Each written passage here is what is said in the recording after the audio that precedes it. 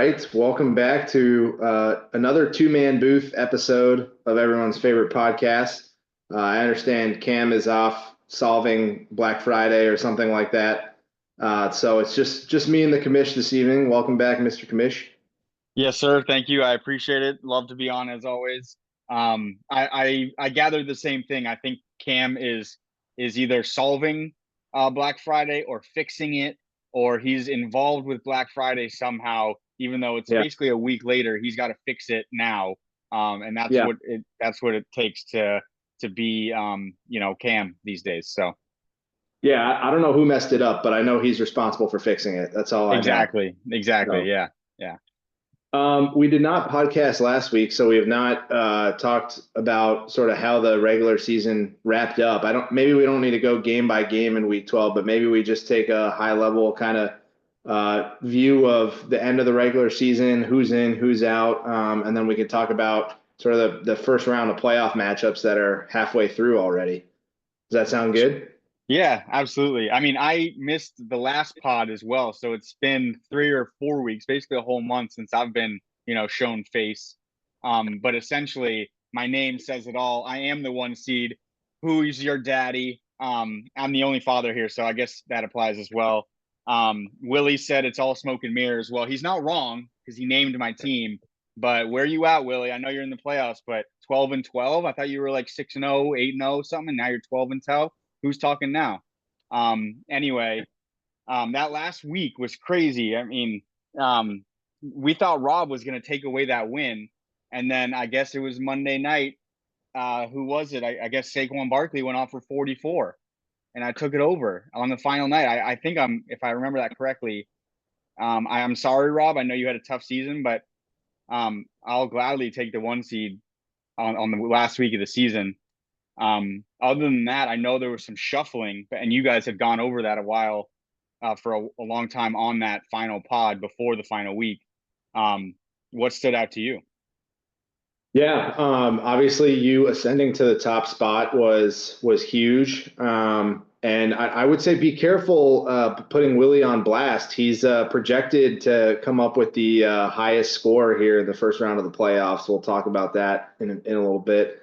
So I might be steamrolled by Willie instead of steamrolling Willie. Um, but in addition to you kind of passing me and taking the one seed, which made sense since you also ended up number one in points scored, points for there. Obviously Cam getting into the playoffs, the defending champ. That was with a losing record, but largely on the back of Alex not setting his lineup throughout the season, despite multiple attempts to tell him that he could set an auto sub this year. Didn't seem to sink in for him. So, that might have made the difference. We won't know. I know it was like 90 points, a points for difference, but he might have won one of those matchups and gotten into the playoffs if he had set his lineup each week. So yeah, your reward for the one seed is the defending champ. One of the toughest players come playoff season to defeat. Mm-hmm. So that was certainly interesting to see. And then, in the losers bracket, if you will, we've got Rob, unfortunately, with the most points against, sitting there in the 12 seed. But, it's continuing to prove out his name with another Christian McCaffrey injury. Mm. Just cannot buy a bucket right now if you're Mr. Masarofo.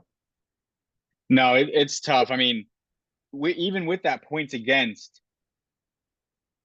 or even with all his injuries, he had the most points against. So Yeah. it's not like the injuries was the entire reason he was last place. Like, you are first in points against.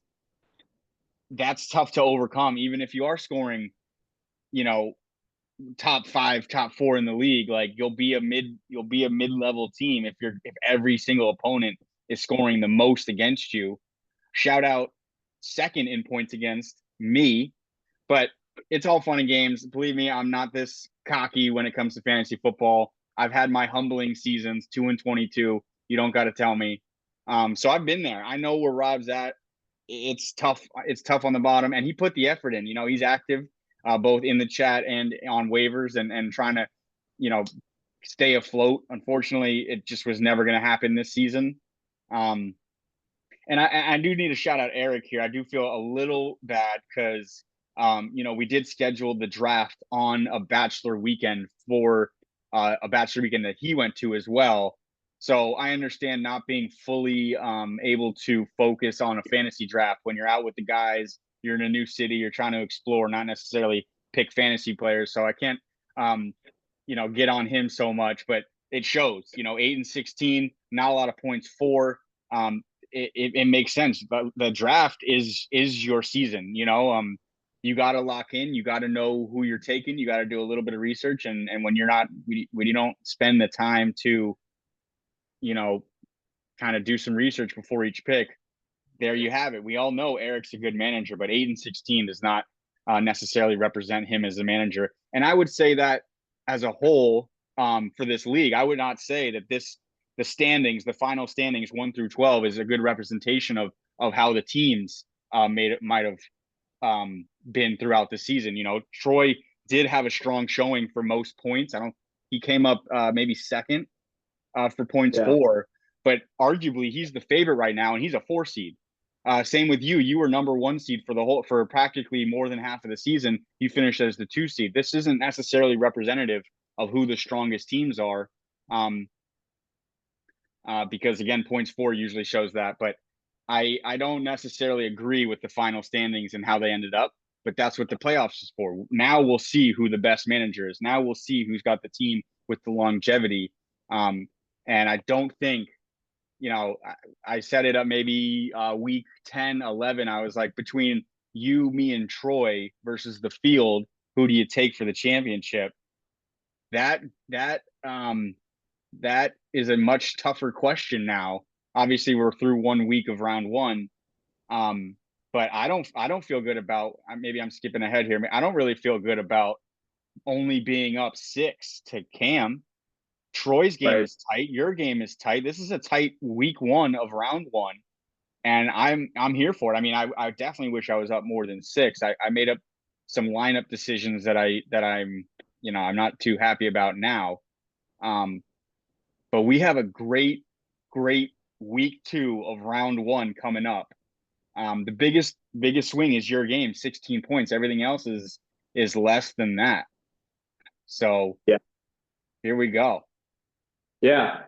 We can kick it off with mine. I'm not seeing how to show the week 15, or was it week 14? No, week 13. Here we go. The results from week 13. I got it. Yes. Yeah. Um, but yeah, I mean, Willie, it was pretty close. It was like 50-50 most of the week, and into the early games. And then, as we said, kind of early in the year, he's going to live and die by the Buffalo Bills. And it was live this week. He got 28 from Josh Allen, Hmm. another 19 points from James Cook. Shakir only put up 5, but I mean, he had really strong performances. Najee and Njoku was going crazy this week. I just felt like everybody on his team had like a good week other than Shakir and CeeDee. And my week was fine. I mean, we talk about like 130 normally wins in this league, and I put up 127, but still down by like 20 points heading into this week. So, fortunately, he's got a number of guys on bye this week, although he still has a really strong team. I've got Derrick Henry on a bye this week, which is going to hurt. He's been my workhorse all season. So, I'm down to a 29% chance, according to Sleeper, to advance out of this one. Stranger things have happened. I need Hmm. someone to have a big week, but yeah, I mean, Willie definitely is the favorite right now to bounce the 2 seed. Sure. Yeah. I wouldn't necessarily agree with that. It is 26. I said 16. It is a 26-point gap. That seems heftier than 16. I would say though that a lot of guys that haven't had big seasons for him had big games this past week. And that can make a difference. Najee Harris and Joku, even Marvin Harrison has come back a little bit to, early season form, if you will. Um, and definitely Derrick Henry hurts you, but I think you have the strength throughout your team to overcome that 26. Um, you were the number one seed for the longest time in this season, because you were able to plug and play, based on matchups, based on bye weeks. It would be tough for me to pick you, but like you said, stranger things have happened. Statistically speaking, you have a less than 30% chance to win. I would not say that that is an accurate statement. The projections are only 8-point difference, right? So 41, 247, 238. I guess that's 9 points, but it's also giving you 30%. So that seems contradictory from Sleeper as it is. Although if I go to week 14, then it's showing like a 30 Oh, I or see. 30 Oh, okay. point. 40 point. Okay. All right. That's fair. That's fair. I understand that. Okay. Well, I mean, projections are just, I wish they would change their wording as well. I don't know if that's necessarily a projection as much as it is an average with a slight bias given the matchup, Mhm. because Saquon, Saquon right now, he's projected like 19 points. But he's also playing Carolina, the 32nd run defense. So like I don't think that I think he could score more than 19. That's not the projection. I think that's like based on what he's been doing, he'll score about this many points. Oh, he's also playing the worst defense in the league against running backs. We'll give him 19-point projection. So I just wish the word projection was more of an average, or more of a this Yeah. is I don't know. Projection I don't think is the best word for what those are. Um but that being said, I expect you to I still expect you to win. I think you have the better team.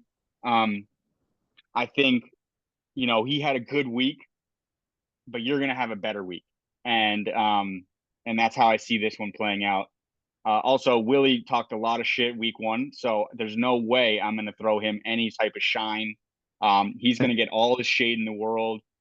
Um, the Josh Allen's not on a primetime game, so there's no way he's gonna do that throwing and catching a touchdown in the same play. Like that just won't happen again. So that you're already off to a good start with that alone. So Yeah. um yeah. The theme of my year has been, I had some wide receiver injuries and have had to rely on Darius Slayton throughout the year, and he's back in the lineup this week, basically at a flex spot, just in the wide receiver position because of the timing of T. Higgins playing on Monday night. I've got him in the flex instead. But yeah, I mean, I've had to rely on the Giants' offense at times to win me games this season between Tyrone Tracy and Darius Slayton, and that is a perilous place to be in. But fortunately, they're playing New Orleans. Looks like it's going to be good weather for that game, so I'm going to be hoping that Tracy and Slayton can go off, and if they can combine for like 25 points, then I like my chances. But if they don't get me more than 20, I think I'm in trouble. So we'll see. Yeah, I hate that you feel like you have to lean on the Giants, because I definitely wouldn't do that. But Drew Lock is a slinger. He likes to sling the rock. He only had 32 pass attempts last week, but I think that'll go up. He's got nothing to lose. He's got a starting position to gain, even though he's already the starter. He might, he's got to prove that he can be ahead of Tommy DeVito if he gets healthy. I think he'll be slinging it. I think they'll be trying to win the game. They have no reason to not, just go for it, try and win. Like it's the Giants. Do Yeah. something, do something. It's like that little meme with the stick, do something, Giants. I think this is a good week for them to do that. There's no way Njoku's going to have 2 more touchdowns. I think you can pull this one out, but uh, interesting that it is the highest scoring matchup, I believe. No, well, I mean, a lot of these games are high scoring except for me and Cam. But I Yeah. have confidence that if anything, this will be tight. I don't think he'll just run away with it and it's over. I think it'll be tight. Yeah. Yeah, you just mentioned your own matchup. Currently, the defensive struggle of the bunch. You've got a slight lead, only a 6-point lead at the moment over the defending champ. How are you feeling? What do you think you need to do this week to advance? Yeah, well, I can tell you right now that he's got more bye weeks this week than all of his season combined. So that's good. Looking forward, I feel good about taking over the champ. I mean, look at his whole bench. It's everybody has a bye, and Kyle Pitts hasn't had a target in 6 weeks. So he's not going to play him. Looking forward, I feel good. I know it's the defending 17-time champ. I'm pretty sure if I have that correct. And Cam, he's known for pulling out all the stops. I don't know if he is starting anybody that he picked up this week, but he usually has something in his pocket that he kind of throws in the playoffs and it works out for him. That's kind of Cam for you. But so going forward, I look good. I feel good. Looking back, though, I am not in a good position. I'm not in as good of a position as I could have been. I have way too many points on my bench in a playoff game. It's tough for me to say that I would have started Fryermuth, as my second tight end. I have the number one tight end, so why am I starting Fryermuth? I probably wouldn't have started him. As far as the defense as well, I started the wrong defense. But again, I'm not going to play the Steelers defense against, the Bengals versus Texans against the terrible Jacksonville Jaguars. So it's so tough. It's so frustrating when before the week you think you got your lineup set, you got your matchups figured out. You're like, okay, there's you do so much reasoning with yourself. Like, I have to start this guy. There's just no way that the other thing's going to happen. And then you see it happen, and you're just so frustrated that there's no way to predict that. There's no way to see that Rico Dowdle is going to get 20 points on Thursday at 12:30, Thanksgiving 12:30 game. Like, that's partly me not trusting bad teams. A bad team versus a bad team, I don't like those games. But someone's got to do something in those games, and it happened to be Dowdle when I have a 0.7 in my starting receiver spot, Curtis Samuel. I thought he was going to get a lot of targets. I thought that was just going to be a high scoring game between two pretty good offenses. I know that San Fran hasn't been that great lately, but there's just so many little things that you think about and you just reason with yourself why not to start these people. And then you leave that many points on your bench. I could be up 20 something right now, but I'm up 6 against a reigning champ. So I don't feel great about what had happened, but I do feel good about what's going to happen because he has too many players, on bye. He's starting a lot of guys. First of all, there's a bunch of questionable tags on his guys, but he's starting a lot of guys that he may not have.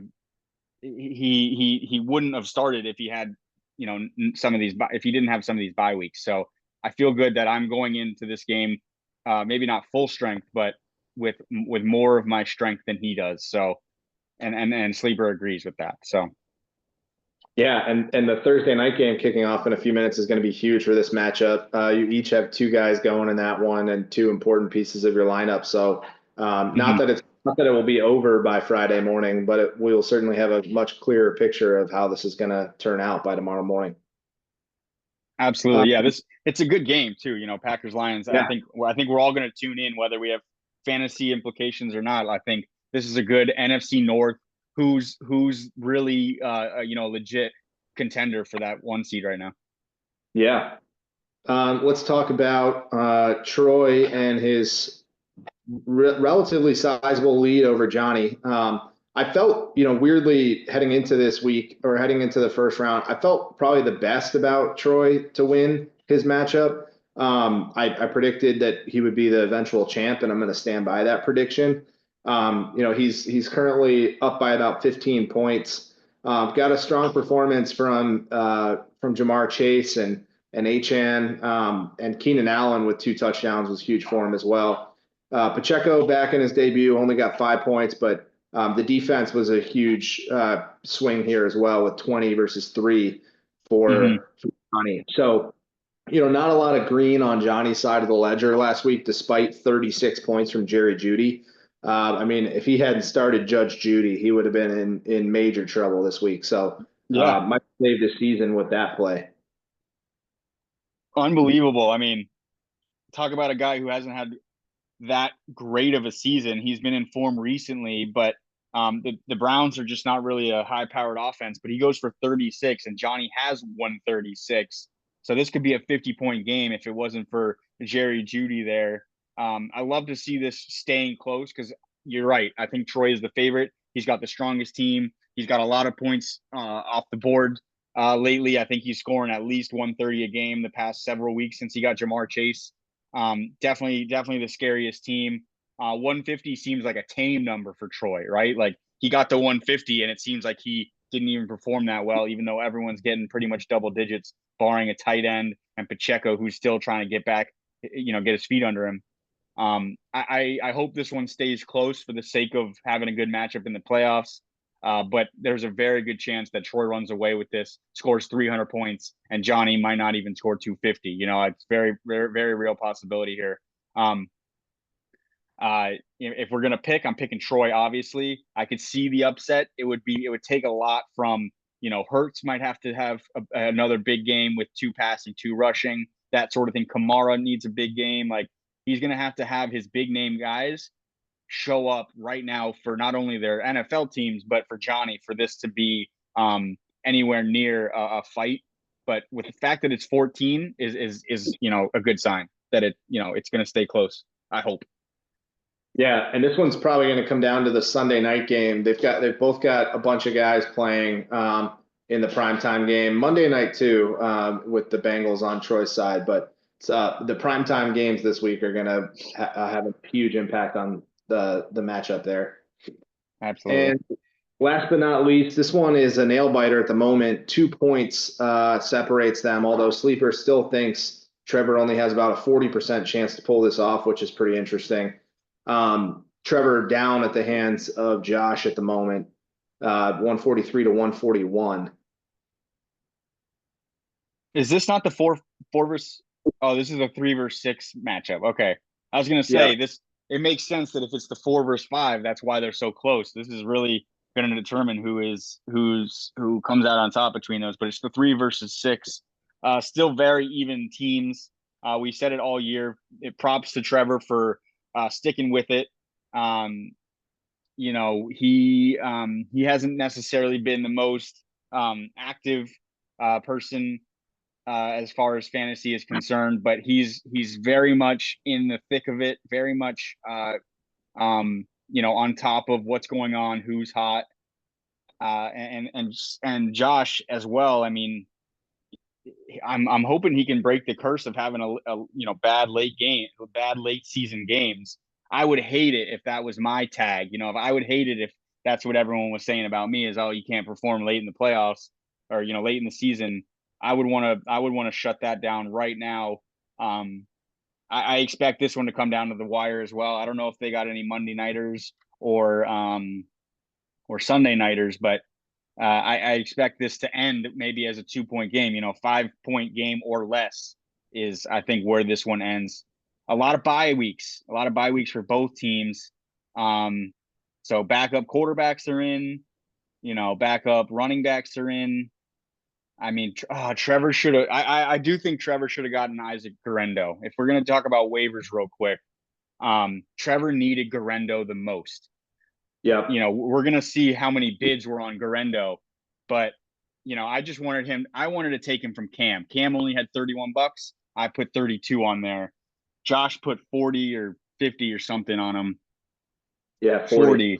Look at the bids, man. Look at how everyone's tuned in. Eric's put 32, one more than Cam. Trevor put 30. He probably should have done a little bit more research on where people's money is at. I thought about putting 50 on Guerendo, but I could not justify that because it would only be justified if he does actually go off. I was wanting Guerendo to take him from Cam, not that he's gonna be that guy. He very well maybe. He has the talent level based on what I saw last week. He looks like a kind of big, strong running back that can gain some speed.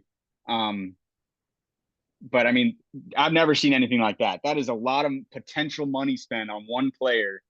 So everyone was trying there. I mean, Troy could only throw 6 on there. I mean, he's praying with that. Oh, I hope nobody picks the number 1 guy on trending waivers, throwing his $6.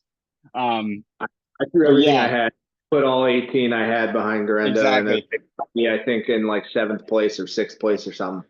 I'm glad you said that because that's why I threw 20 on Parker Washington. I didn't expect no bid. I only saw one other bid on him, and I saw that you had 18. I thought you would splash on him because he was hot. Um, I thought Cam might have put 19. I thought someone was going to put 19 because you had 18. So I put 20 and no one wanted him. I'm really hoping he can be the target man that he was last game. But I love that. You know, waivers coming down like this in the playoffs, everyone's throwing $25 defense right there behind Park. You know, what is going on? This is insane. $20 Brandon Cooks. He had one good game all season. He's $20. I mean, you could say the same thing about Parker Washington, but I expected some frenzy there. $15 San Francisco Niners defense. You said it. Inflation on defense is crazy right now, and it's all right Yeah, there. $129 spent this week on Fab overall, Yeah. which is awesome. Johnny putting $20 on Brandon Cooks when he could have had him for free was also comical. So he spent $35 he didn't have to spend between a defense and a wide receiver that nobody else bid on. Yeah, he hopefully he gets. I think he knows that this could be his last matchup. So he had to throw everything he got. So fair Absolutely. game, Johnny. You know that's what you want to see. You want to see, the effort there.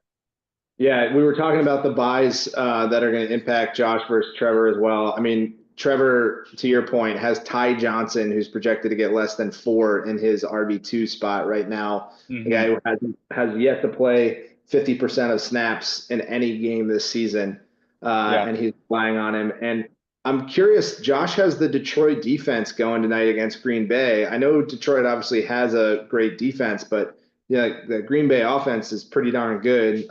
Defense can be kind of hard to project, but I'm curious if that backfires on him and if he ends up wishing he had picked up another defense this week. We'll see.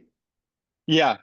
Based on the last matchup in Week 9 in Green Bay, Detroit Lions defense scored 6 points and only let up 14 points in the game. So it's one of Yeah, those divisional matchups where the teams know each other so well that it's hard to either predict or it's hard for those teams to really have a breakthrough, successful game because they see each other twice a year. Of course, they know all the ins and outs and the strengths and weaknesses. So yeah, yeah, I think this one ends 5 points or less, maybe 10 points or less to give it some wiggle room. But this is the closest matchup by far. I expect it to hopefully, stay that way. I do feel that Trevor missed an opportunity there in the waivers, having to start Ty Johnson versus right across there, Bucky Irvin, who scored 26 points just 4 days ago. So that could be the matchup right there that makes it or breaks it. for sure. Let's talk quickly about our toilet bowl contenders as well. Rob, as we mentioned, bit by the injury bug again. He's down right now at the hands of Alex, the 9 seed. Alex trying to get his revenge for missing out on the playoffs. Currently with a 61% chance to win.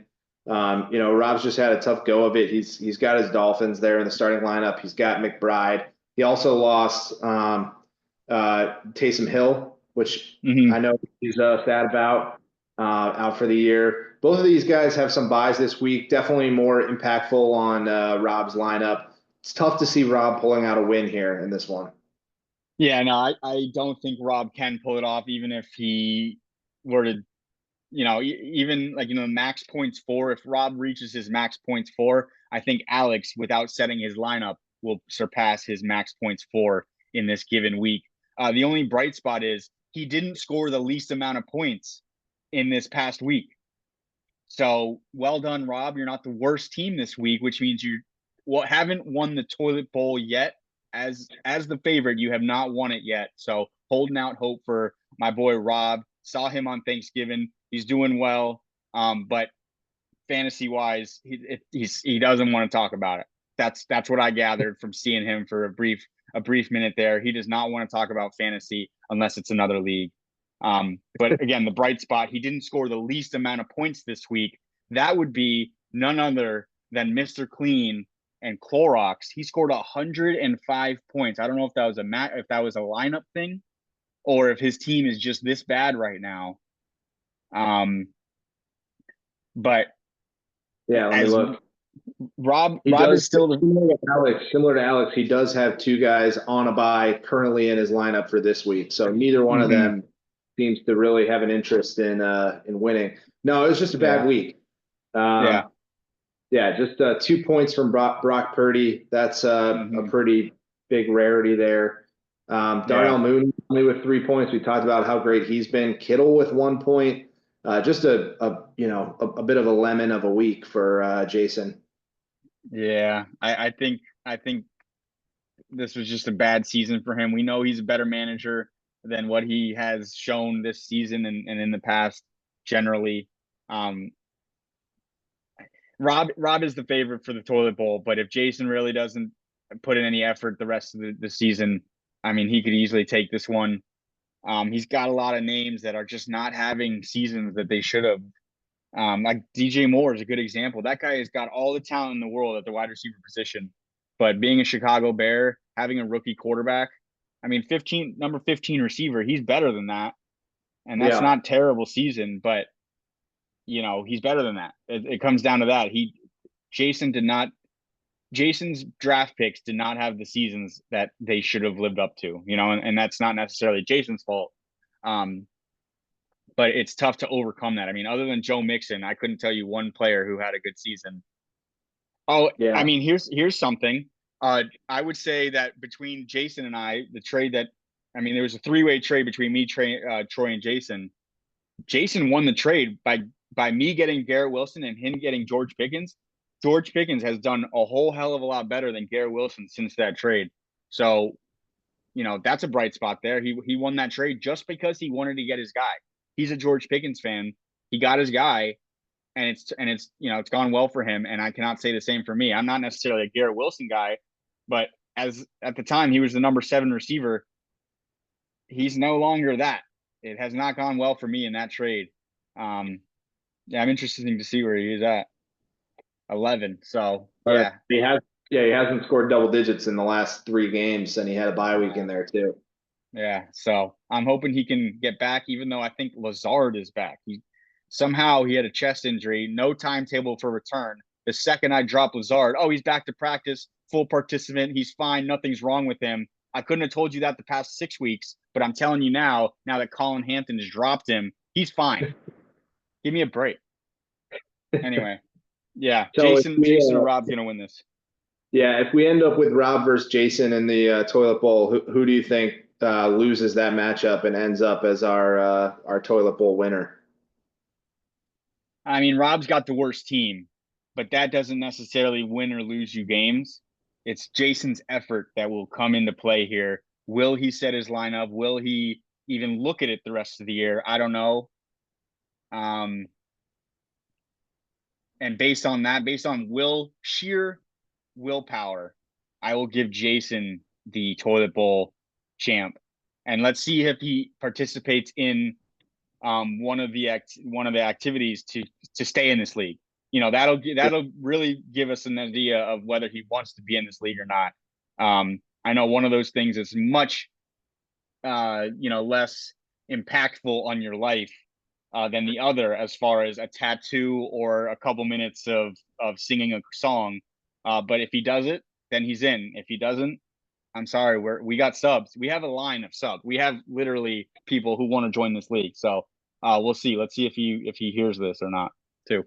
Yeah, I agree. I picked Jason as the toilet bowl, and I'm sticking with it. I will give Rob a ton of credit that he's had a tough season. It's been one to forget, but he does stay involved. He sets his lineup. He's looking to make acquisitions. He was active on in terms of making trades happen, and or at least being involved in talks, if not completed deals all the time. But that's all you can ask for is just kind of to put the effort forth. That makes the league more fun. It makes it more competitive. So, we love to see that. And I forget who you had predicted as the winner. I had Troy as my predicted winner, and I'm sticking with it. Who did you predict, and are you sticking with them?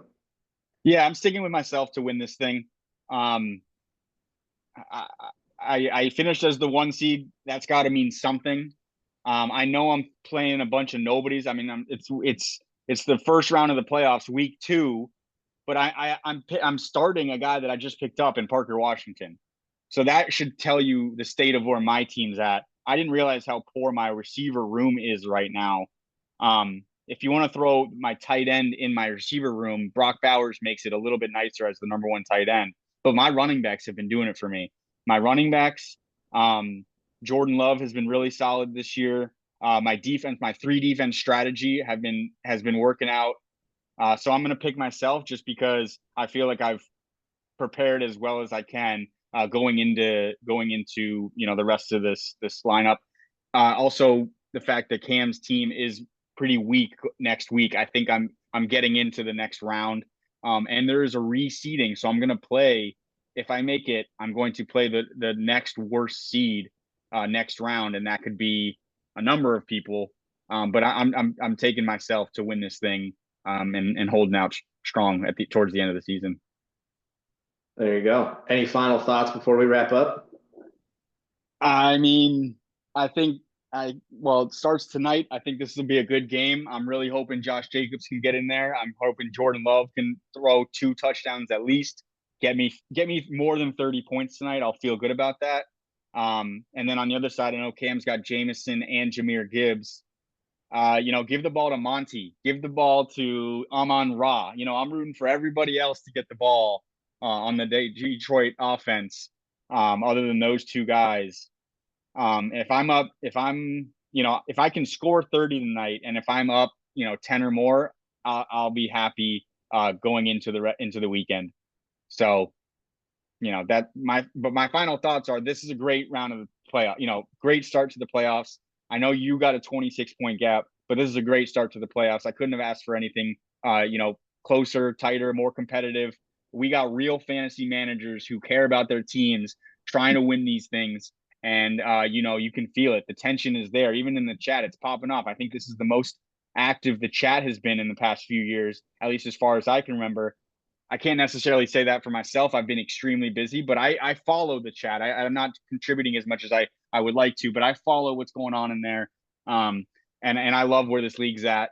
So I'm always ready for some NFL, and it starts, in 2 minutes here. Oh yeah. Well, good luck in week 2 of the first round of the playoffs here. Yeah. Oh, fighting off a sneeze at the end. That's a great way to end it. And we'll Yeah. we'll reconvene next week. Yes, sir. Well done. God bless you. Thank you, sir.